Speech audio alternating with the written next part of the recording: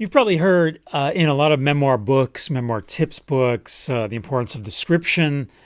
It's almost become cliche, the idea that you have to describe things. But sometimes we forget because we were there, when 20 years ago, we were there. We know what these people, mom, dad, brother, sister, the dog as well, looked like. So we don't need, as the author, any description because we know what they look like. But the reader needs to see.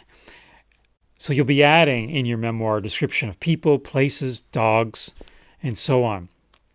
But we can go a little too far sometimes with description.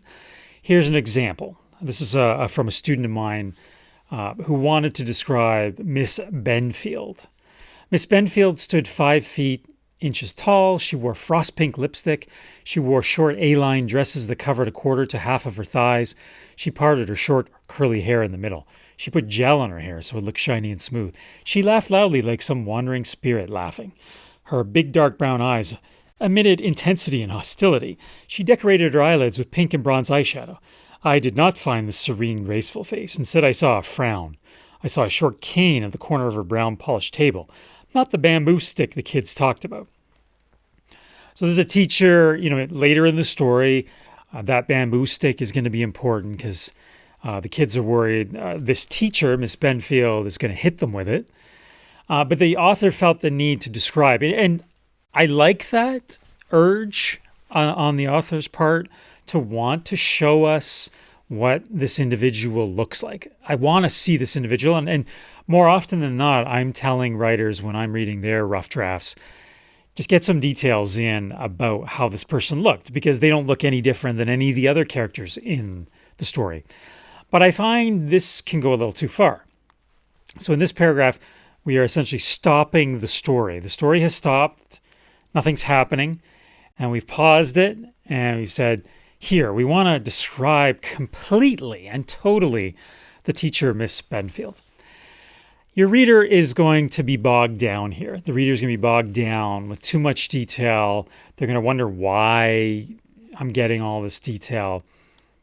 And they're just going to want to feel, they may not know this unless they are a writer themselves, but they're just going to know intuitively that they're kind of bored. When's the story going to come back? When's some action going to come back? So my tip here is simply to take each of these little details, and if you want to include them, put them somewhere else in the story. Pepper them around the story as needed, if needed.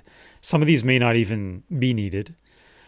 We might hear Miss Benfield later. Maybe she uses that bamboo stick on a kid and laughs loudly. Maybe that can be placed over there after she laughs, after her action. So we don't need to load all these up. We don't need to have this big paragraph of a bunch of detail. Sprinkle them throughout. It's also good to put adjectives about someone's look in a sentence where that person is doing something. So the sentence is not simply about description, but about action as well.